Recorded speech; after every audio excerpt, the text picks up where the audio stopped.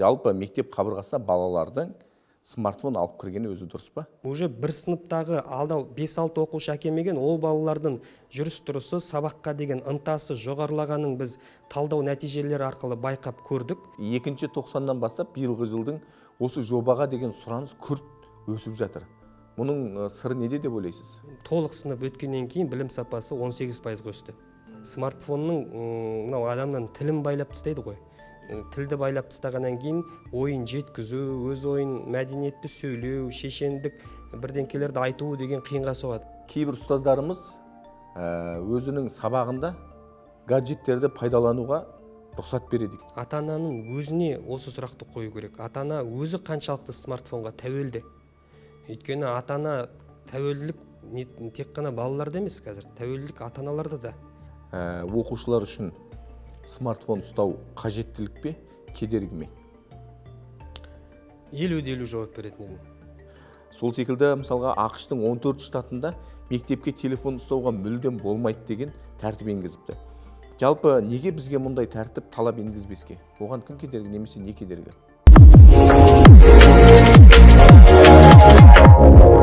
Ассалаумағалейкум, ардақты ағайын, көзі қарақты көрермен, назарларыңызда Айқын YouTube арнасы, оның жүргізушісі мен Қайнар Жұмағожа.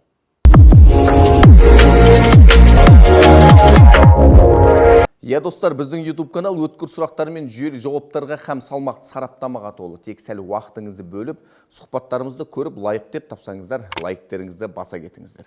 Себебі сіздердің басқан löпіл, қалдырған пікірлеріңіз қадамымызға қанат байлап, шабытымызға шабыт қосары ақиқат. Ендеше көп сөйлеп созбайық, әдептен озбайық. Күн тәртібінде Қазақстан үшін ғана емес, әлем үшін алаңдаулы мәселе болып отырған мектеп қабырғасындағы балаларды смартфонға тәуелділік төңірегінде бір әңгіме қозғайық. Ол үшін тақырыпты терең түсіндіріп, талдау үшін біз шақырған арнайы қонағымыз бар. Ендеше таныс болыңыздар. Смартфонсыз мектеп жобасын алғашқылардың бірі болып қолдап, өзінің басқарып отырған мекемесіне, білім ошағына алғашқылардың бірі болып енгізген ең жас біздің азаматымыз отыр. Мектептің директоры, таныс болыңыздар. Астана қаласы Ғафу Қайырбеков атындағы орта мектептің мектеп гимназиясының директоры Сырым Ботаханұлы Нұғманов келіп отыр. Қош келдіңіз. Қош көрдік. Қалай жағдайларыңыз жақсы ма? Аллаға шүкір, ақырындап шақырғандарыңызға рахмет. Енді 2-90-ның да мінекей бел ортасына келді. Енді қалың көрерменге өзіңізді тереңірек таныстыра отырайық. Мектебіңізде қанша бала білім алып жатыр? Сол төңірегінде қанша біздің ұстаздарымыз еселі еңбек етіп жатыр? Сол төңірегінде бір әңгімеңізді бастасаңыз. Енді жақсы тақырып, өзекті мәселеге шақырып отырсыздар. Бүгінгі күнде шынымен де бір өте керекті кезеңде тұрмыз деп ойлаймын. Енді біздің мектебіміздің тарихы анау тереңде жатыр. Мектебіміз 1966 жылы қаланған. Құдай қаласа 26 жылы 60 жылдығын тойлау жоспарда отырмыз. Мектебіміз мектеп гимназия. Бүгінгі күні мектебімізде 1741 оқушы тәлім алады. Және де оны тәрбиелеп, мынау бүгінгі күні білім нәрімен сусындатып отырған 125 ұстаздарымыз бар. Міне сондай бір үйіп отырған жақсы бір ұжымбыз. Аллаға шүкір, қазіргі күнде енді мектебіміздің білім жағынан, ғылым жағынан, тәлім тәрбие жағынан жетістіктеріміз жыл өткен сайын өсіп өніп келе жатыр. Енді ол жетістіктерге тоқталатындай өтетін болатын болсақ, онда бір келесі бір бағдарлама келу керек болып қалады. Арнау керек, өйткені әр мекеме өзінің жетістігін бір бағдарламаға сыйғызып жеткізу ол мүмкін емес деп ойлаймын. Сондықтан енді жалпы мектептегі жағдайымыз, хал ахуалымыз осындай қазіргі күндегі. Жақсы, енді негізгі тақырыбымыз әңгімеміздің әліппесінде айттық қой. Мектеп қабырғасына балалардың смартфон алып кіруі дұрыс па, бұрыс па, оның зияны төңірегінде бір әңгімелестік деп шақырған едік. Енді осы жолда әңгімемізді бір тереңнен бастамас бұрын өзіңіздің жеке пікіріңізді білдіріңізші. Жалпы мектеп қабырғасына балалардың смартфон алып кіргені өзі дұрыс па? Енді былай ғой жағдай. Мысалға смартфон алып кірудің екі жағы бар. Кейбір ата-аналар тобы айтады, смартфон ол біздің қауіпсіздікке байланысты. Баламыздың қазір қайда не істеп жатқанын білу үшін керек дейді. Мысалға қазіргі смартфондарда да көптеген мүмкіндіктері бар. Баласын қай жерде отырған нақты көрсетіп, білдіртіп беріп отыратын. Ол жағынан қарасақ, ата-ананың да позициясын түсінуге болады. Ал енді жалпы жеке өзімнің пікірім, смартфонмен бала мектепке келіп, оны тек қана қажеттілікке қолданса, ол бір бөлек әңгіме. Бірақ смартфон ұстап келген бала өзінің сабақтан тыс қажеттіліктеріне де қолданылатын айдан анық. Мысалға, керек емес ойындар, керек емес YouTube каналдары, тағы басқалар деген сияқты. Әрине оны сабақ кезінде қолдану мүмкін емес, себебі мұғалімнің бақылауында отырады ғой. Ал қоңырау кезінде, басқа кезеңдерде оны қарап, бала өзінің эмоционалдық тұрғыда бір ауыр халге түсуі мүмкін. Өйткені қоңырау кезінде жасырын емес, қазір смартфонда көптеген неше түрлі ойындар бар. Сол ойындарды ойнап, ол ойынның талабын орындай алмаған бала келесі сабаққа келген кезде эмоциялық тұрғыда ауытқушылықтарды байқаймыз. Ашуланып отырады өз-өздігінен. Оның барлығы баланың үздіксіз білім алуына өзіндік бір кедергісін тигізеді.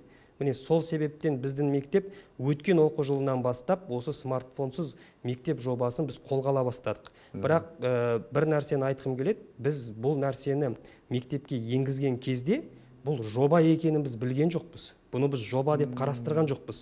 Бұл жерде біздің негізгі мынау фишка дейді ғой, біз бұны қажеттіліктен туындаған дүние деп айтар едім мен. Неге? Себебі мектептің негізгі миссиясы бақытты баланың ортасын қалыптастыру деп ойлаймын. Егер бала бақытты сезінсе, ол жерде білім үрдісі де, тәрбие үрдісі де дұрыс бағытта жүргізіліп жатыр. Енді сіз өзіңіз білесіз, кейбір Европаның дамыған елдерінде мектепті тексерместен бұрын тексеруші келіп тұрған органдағы тұлғалар балалардан сауалнама алады екен. Сол кезде егер балалардың 100% немесе 95-тен жоғары осы мектепте біз бақыттымыз деп айтатын болса, онда бұл мектептің жүргізіліп отырған ішкі сыртқы саясаты, оқу бағдарламасы жүйелі дұрыс деген бағаға алады екен да. Біз енді бұл жобаны айтып тұрмын ғой, мынау білім сапасын үздіксіз қалыптастыру мақсатта қалай дұрыс жүргізсек болады деп ішкі сыртқы факторларды іздей бастадық. Мысалға, үйдегі жағдай, ата-ананың, бала мен әкенің қарым-қатынасы, әкенің балаға көңілі, қазір білесіздер, әкелердің рөлі өмірдің экономикалық тұрғыға қажеттіліктің арқасында әкелеріміз көбіне сыртқы фактор, үйдің жаңағы сыртқы жұмыстарда көп алып, бала тәрбиесіне олқылықтар кетіп жатады.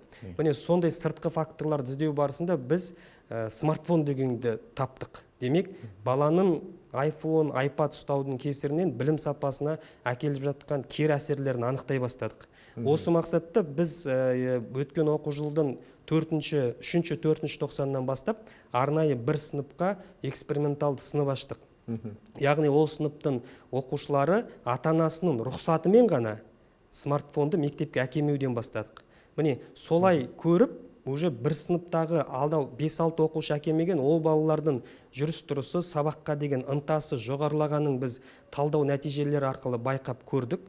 Одан кейін ол сыныптың басқа сыныптастары сол балаларға еліктеп, ол сынып жыл біткенше толық мектепке әкелмейтін болды. Былайша айтқанда, бұл жобаны біз өткен оқу жылында кіргіздірген кезімізде бұл осындай бір смартфонсыз мектеп деген жоба деп қарастырған жоқпыз. Біз бұны білім алушылардың үздіксіз білім алуға жасалынған бір қадам ретінде ғана қарастырдық. Және де сол түйткілді шешу жолы ретінде ғана бұны көрдік. Ал бұның бір жоба болатынын біз осы оқу жылында біліп отырмыз. Сондықтан мына жаңа оқу жылы басталғанда әрине одан көрген сынып жетекші, білесіздер, мұғалімдер қауымы үздіксіз бір-бірімен сұхбаттасу осы бағытта жүреді. Сондықтан мұғалімдер қауымы өзара ақылдасып, өз сыныптарына енгіздіре бастады. Сөйтіп бұл жоба ақырындап сынып пен сынып, буын мен буынға өте бастады. Қазіргі таңда енді бастауыш сыныптарымыз толыққанды түрде смартфонсыз мектеп жобасына өткен. Енді орта мен жоғарғы буын әлі толық өтті деп айта алмаймын. Бірақ 90 сайын смартфонсыз мектеп жобасына қосылып жатқан сыныптар саны артып келе жатыр. Бұл бізді қуантады. Өйткені біз 90 сайын бөлім бақылау жұмыстарын алғанда, қорытынды бақылау жұмыстарын алғанда, нөлдік сірездер алған кездерде біз бұның дұрыс бағытта екенін көз жеткізіп келеміз. Енді өзіңіз айтып отырсыз ғой, сіздер енді бұл жоба екенін негіз білмедіңіздер. Бастапқыда ең алғаш бір пилоттық жоба ретінде бағанағы өздеріңіздің бір сыныптарыңызға енгізген кезде ата-аналармен келіссөздер, жұмыстар жүргізген шығарсыздар. Олар қалай қабылдады жалпы ата-аналар? Енді әр жаңалықты, әр бастаманы енгізген кезде кері қайшылықтар болатыны ол заңды деп ойлаймын. Оған енді тарих куә ғой, ондай жағдайлар өте көп. Сол сияқты бізде бұны алғаш кіргізген кезде кері қайшылықтар болды. Айтып тұрмын ғой, қайшылық болатын себеп қауіпсіздіктен бастайды ата-аналардың көбі. Енді қазіргі таңда мынау ата-ананы тек қана нақты дәйекпен ғана өзінің дұрыстығында көрсете аласыз. Біз біріншіден толыққанды түрде алғаш кіргізгеннен кейін бірден қабылдаған ата-аналар да болды. Сол қабылдаған ата-аналардың балаларының білім деңгейін көрсете бастадық. Былайша айтқанда наглядно дейді ғой орысша. Солай көрсету арқылы басқа ата-аналарды біз көндіре бастадық. Қауіпсіздік мәселесін шешуде қазір жалпы Астана қаласының барлық орта білім беру ұйымдарында Face ID жүйесі іске асып тұр. Ол жерде учет деген нәрсе бар. Күнделікті кім келді, кім кетті. Бұрынғыдай қағазбен жазып отыру жоқ. Қазір баланы Face ID жүйесі арқылы тіркеп көреміз. Міне бала мектепке кірсе, учетқа түсті. Біз осы бір жаңашылдықты көрсету арқылы қауіпсіздік мәселесін қарастырдық. Ата-анаға жауап ретінде біз соны айттық. Міне балаңыз мектепке кірді, учет жүрді. Демек балаңыз мектепте.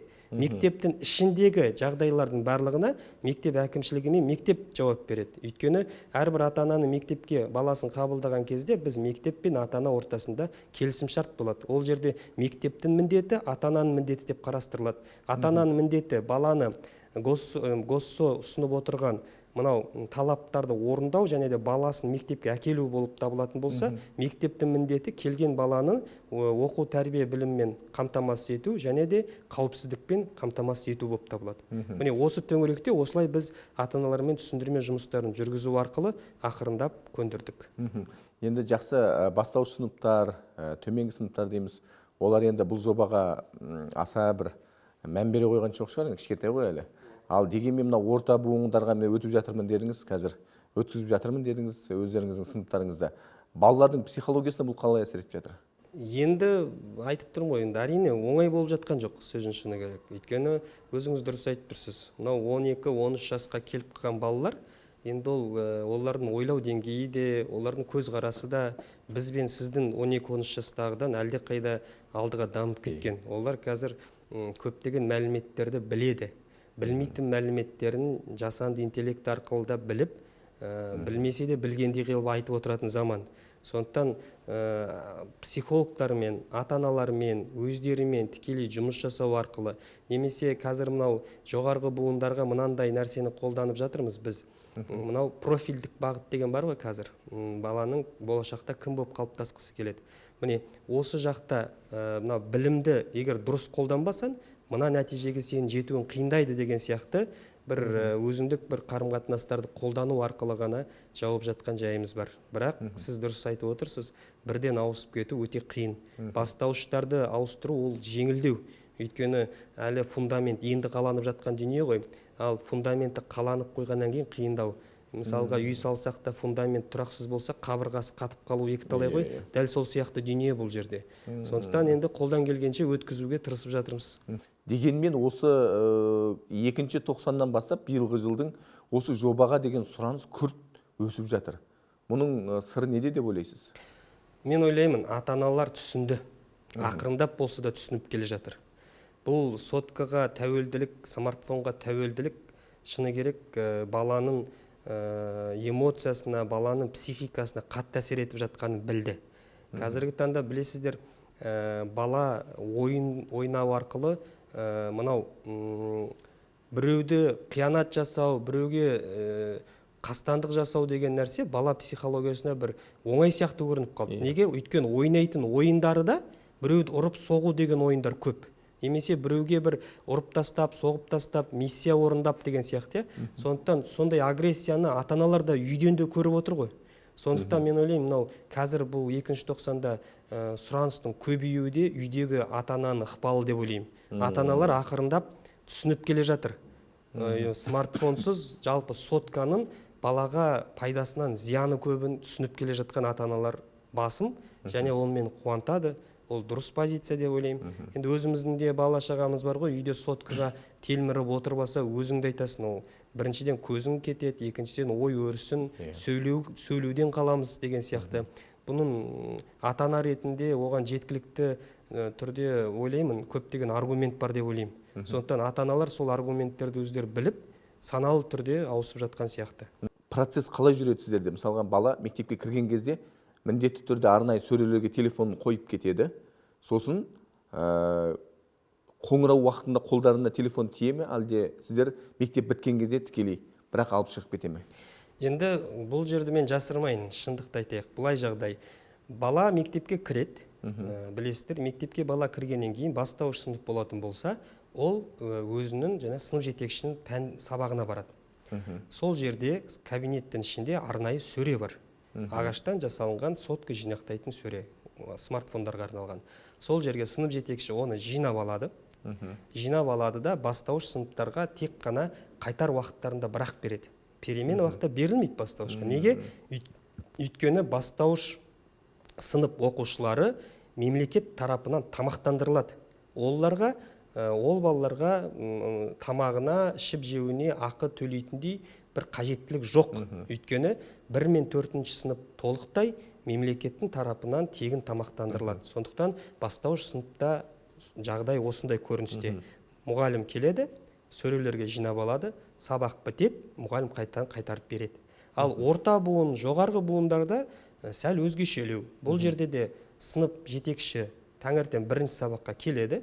Ол сынып жетекшінің сабағы болмауы да мүмкін. Басқа сынып жетекшісі биология пәнінің мұғалім болатын болса, бірінші сабақ математика болуы мүмкін. Бірақ сонда да сынып жетекшісі математика пәнінің сабағына келіп, өзі сөрелерге соткаларды жинап алады да, қоңырау уақыттарында егер оқушыға қажеттілік болып тұратын болса, жаңағы буфетке бару, тағы басқа қажеттіліктері болатын болса, ол кезде қолдануға рұқсат беріледі. Тек қана сабақ белгілі бір минутта, ол уақытта да тек қоңырау уақытында ғана үлкен сыныптарға рұқсат беріледі. Ал басқа кезеңдерде, сабақ кезеңдеріне бұны қолдандыруға біз рұқсат жоқ. Бірақ барлық нәрсе, мен осы нәрсе 2-3 мәрте осы төңіректе сұхбат беріп жүрмін, көпшілік жазады, жаңағы жекеге жазады, бұл болмайды, ата-ананың рұқсаты керек деп. Осы жерде бір нақты сіздің аудиторияңызды пайдаланып айтқым келеді. Кез келген іс-әрекет мектептегі ата-ананың рұқсатымен ғана жүзеге асырылады. Өйткені балаға 18 жасқа толғанша ол біздің есепте бала болып саналынады. Оған жауапты бір ғана тұлға бар, ол сол баланың туған әкесі мен анасы. Сондықтан ол кісілердің рұқсатынсыз бұл жүзеге аспайтын дүние. Енді бала бағанағы смартфон пайдаланған сіздерде сыныптар қазір бар, негізі смартфон пайдаланып отырған. Енді сіз салыстырмалы түрде айтып беріңізші, смартфон пайдаланып отырған балаларымызбен смартфоннан бас тартып, сабақта өзінің еңбегімен оқып жатқан балалардың айырмашылығы қазір қалай болып жатыр? Салыстырмалы түрде психологиялық, моральдық тұрғыда қандай өзгерістер бар? Біріншіден баланың көңіл күйі. Жалпы өзіңіз білесіз, дұрыс білім алу үшін психологияда айтылады, бала дұрыс көңілде болу керек. Смартфонға жүктеліп түнімен смартфонда таңмен келе салып смартфонда отырған баланың қабылдау деңгейі өте төмен болады. Өйткені ол баланың миы шаршап тұрады. Ол баланың ойы басқа жақта тұрады. Ол бала әлгі смартфондағы ойындардың кейбір этаптарын өте алмағанына қатты қынжылып, сабақ кезінде ойыны шашырап жан-жақта отырады. Мұғалімнің айтып жатқан дүниесін қабылдауы төмен болады. Ал смартфонсыз мектепке үйіңе тастап кеткен оқушылар ойы жинақы болады, көңіл күйі жақсы болады. Және де мұғалімнің айтып жатқан тапсырмасын ыждахаттылықпен тыңдап, өзінің бойына сіңіріп отырады. Енді нақты цифр айтыңызшы деп отырсыз ғой. Мысалға, өткен жылы біз талдау жұмыстарын жасадық дедім ғой, осыған өтпестен бұрын. Сонда мынандай көрсеткіштер болған. Толық сынып өткеннен кейін білім сапасы 18%-ға өсті. Бір сыныпта. 18% деген ол өте жоғары көрсеткіш.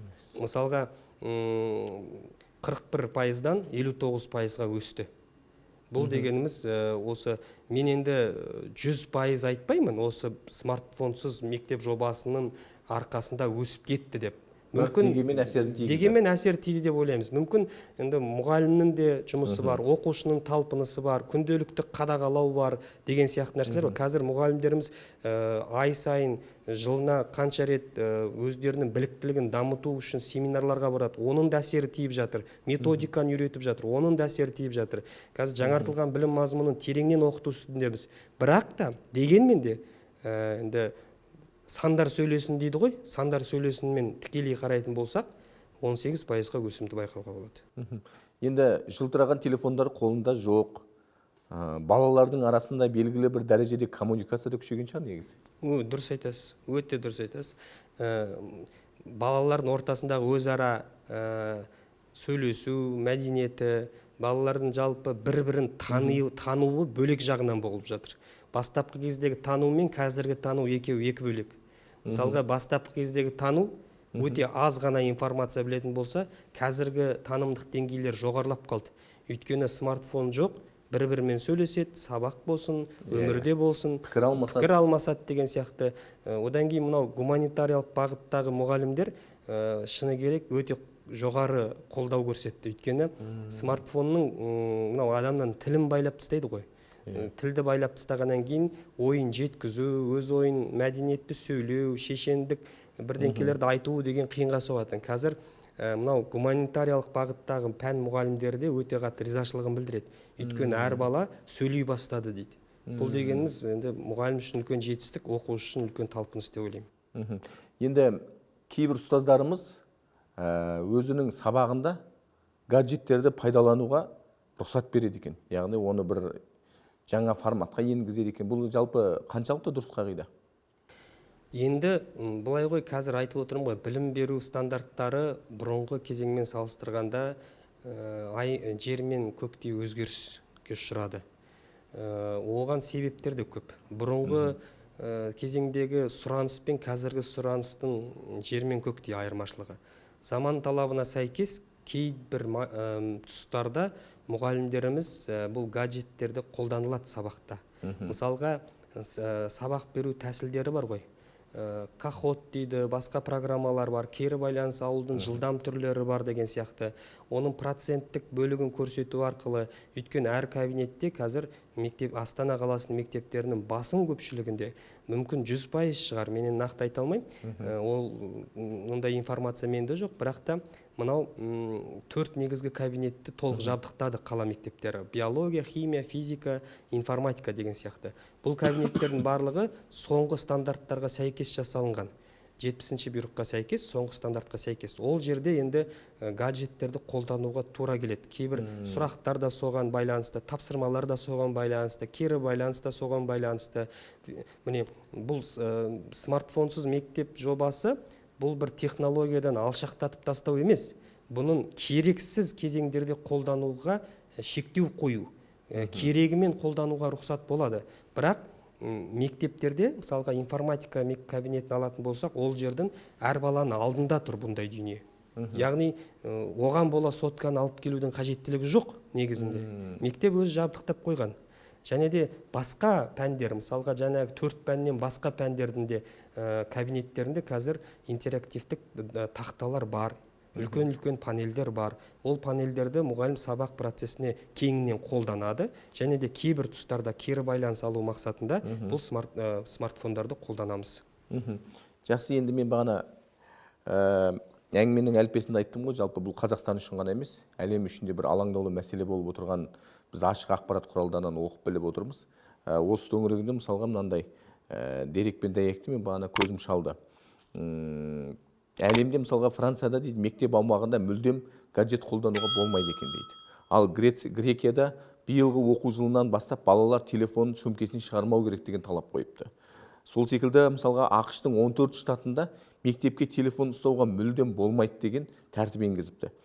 Жалпы неге бізге мұндай тәртіп талап енгізбеске? Оған кім кедергі, немесе не кедергі? Енді біз былай ғой, біз берілген нормативтік құжаттармен ғана жұмыс жасаймыз.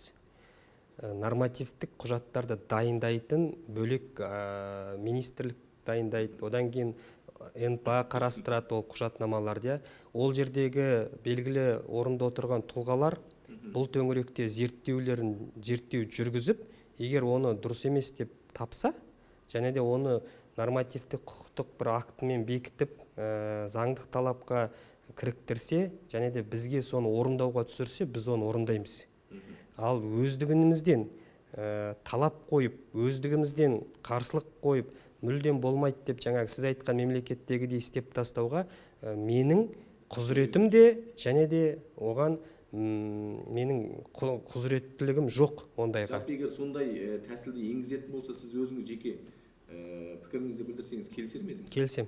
Келісесіз. Егер басшылық, министрлік тарап осындай нәрсені енгізетін болса, ата-ана ретінде де келсем, басшы ретінде де келсем. Енді бұл жерде бұл түбегейлі 18 жасқа толмаған балаларға телефон ұстауға болмайды деген талап емес қой. Тек қана мектеп қабырғасында, яғни баланың ойын басқа жаққа қарай бұрмау үшін, себебі қазір өзіңіз білесіз, бұл тек қана психологиялық тұрғыда мектептің сабақ үлгеріміне әсер етіп жатқан жоқ. Балалардың денсаулығына, тіптеп келгенде өміріне қауіп төндіріп жатқан жағдайлар қазір телефонның айналасында өте көп, оны жақсы білесіз. Енді сіз өзіңіз айттыңыз әке ретінде деп. Сіз біріншіден педагогсыз, екіншіден әкесіз. Үй жағдайында балаларды телефоннан қалай алшақтатуға болады? Өзіңіздің жеке пікіріңіз. Мен енді балама 100% көңіл бөлем, менің балам телефон ұстамайды десем жалған болады. Мынау жұмыс болғаннан кейін үйге кештеу келеміз, сөздің шыны керек. Көрген кезімізде шектеу қоюға тырысамыз. Бірақ менің де балаларым тәуелділік бар бұл дүниеге, смартфонға. Себебі қазір барлық нәрсе сол смартфонда тұр. Енді бұған арнайы бір үйде әке ретінде шектеу қоюға мен тырысамын, қолдан келгенше жұмыс жасаймыз, және де оны көбінесе бос қалдырмауға тырысамыз. Мысалға, смартфонды ұстайды, қолға iPad, гаджеттер ұстайды, бала бос болса ұстайды. Енді біз барынша үйдегі балаларымызды мынау қосымша білім беру дүниелері бар. Мысалға, түске дейін сабақта болса, түстен кейін қосымша білім беру дүниесіне жазуға тырысамыз, топ образованияға.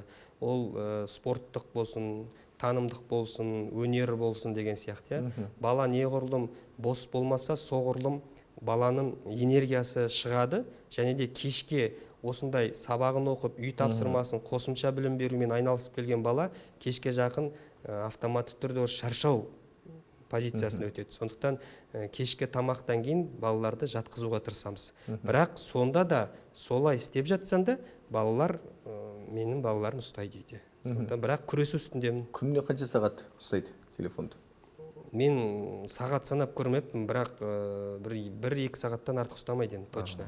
Ол 3-4 сағаттық деген енді жоқ. Өйткені 6-7-ге дейін біз мемлекеттік мекемеде қызметтеміз. Балалар қосымша білім беру орталықтарында, үйге барғанша сағат 7-8 болады. Кешкі тамақ, одан кейін өзі адам демалып, жуынып, шайынып, ұйықтауға кетеді. Ал сол бір моменттерде 10-15 минуттан жинақталып бір ұстар, ана жерде бір 20 минут, мен жерде бір 15 минут, жиыны 1-1,5-2 сағаттың көлемі, одан артыққа бармайды. Шыны керек, қазіргі уақытта бізде Астанада ресми ақпарат көздерінде берілген ақпарат бойынша дәл осы жобаны, смартфонсыз мектеп жобасын 110 мектептің 80%-ға жуығы мақұлдап өздеріне енгізіпті. Бұл енді қуантатын статистика. Дегенмен бұл тек Астанада ғана. Ауылда аймақ бар, елді мекендер бар. Енді осы орайда сіз енді бір тәжірибеңізбен бөліссеңіз, себебі бұл жерде шыны керек, ата-аналардың рұқсатынсыз, ата-аналардың келісімінсіз бұл жоба жүзеге аспайтыны 100% белгілі. Осы орайда ата-аналармен қалай келіссөз жүргізу керек мектептің директорлары? Ата-ананы құр сөзбен емес іспен көрсету керек деп ойлаймын. Смартфон ұстап жүр ғой қазір енді барлық жақтарда. Бүгінгі білім сапасын көрсету керек. Одан кейін эксперименталды бір сыныптарға бұны енгіздіру керек мектепшілік бұйрықпен. Одан кейін 1.90-ның қорытындысын ақырындап көрсету арқылы ғана ата-ананы көндіре аласыз. Екінші момент, ата-ананың өзіне осы сұрақты қою керек. Ата-ана өзі қаншалықты смартфонға тәуелді.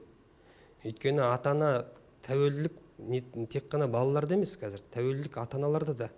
Инстаграмы бар, тиктокі бар, тағы басқасы бар, ютубы бар деген сияқты. Ол ата-ананың өзіне осы сұрақтарды қою керек. Балаңа қанша уақыт көңіл бөлесің? Балаңызды сіз қанша уақыт көркем әдебиет оқуға шақырасыз? Балаңызбен соңғы рет қашан доп ойнадыңыз? Балаңыздың бүгін сурет салғанын көрдіңіз ба? Деген сияқты сұрақ қойсаңыз, ата-ана өзі ойланып қалады. Мен істеп жүрмін деген сияқты өзінен бастау керек. Потом сауалнама жүргізуге болады. Баладан бөлек, ата-анадан бөлек. Баладан екеуіне бірдей сұрақ қойыңыз бірақта. Мысалға, балаға қоясыз, ең жақын досың кім? Бала Мұхтар, Ернар айтты. Мысалға, әкеге қоясыз, балаңыздың ең жақын досын танисыз ба? Ол басқа аттарды айту мүмкін. Осы жердің өзінде-ақ бала мен әкенің ортасындағы коммуникацияның төмен деңгейде екенін көруге болады. Міне, осылай сіз балаңды қаншалықты танисың деген сияқты сұрақтар қою арқылы ата-ананың өзін ойландырасыз. Біріншіден, бала көргенді сіңіреді. Әсіресе бастауыш сыныптың балалары. Үйінде әке-шешесі соткада отырса, бала да соткада отырады. Әке-шешесі сотканы қойып, баласы сотка ұстағысы кеп тұрса да, балам отырш, кел сөйлесейік, сабағың қалай, мынауың қалай, анауың қалай, неге қызығасыз сұраса, балада интерес болады. Бала өздігінен сотканы тастай бастайды. Ақырындап өте бастайды. Одан кейін барып, осы дүниелерді мектеп психологы мен мектеп басшысы, тәрбие орынбасары бірігіп, ата-анаға 10 нәтижесін көрсетсен, ата-ана өздігінен көнеді. Бағана мен сөз басында айттым ғой, ешкімді қыстамаймыз. Қарсы келген ата-ананы көндіруге тырысамыз. Қинап емес, саналы түрде. Саналы түрде көндіруге тырысамыз. Және де баланы да солай қинамаймыз. Қасындағы достарына қарап, саналы түрде осыған келу керек деп ойлаймын. Сонда қинап істелген дүние нәтижесіз болады деп ойлаймын. Саналы түрде келген шешім нәтижеге толы болады деп ойлаймын. Жақсы, рахмет. Түйін сұрақ. Оқушылар үшін смартфон ұстау қажеттілік пе, кедергі ме? 50-50 жауап беретін едім. Кедергісі де аргумент айта аламын, қажеттілікке де. Кедергісі түсінікті.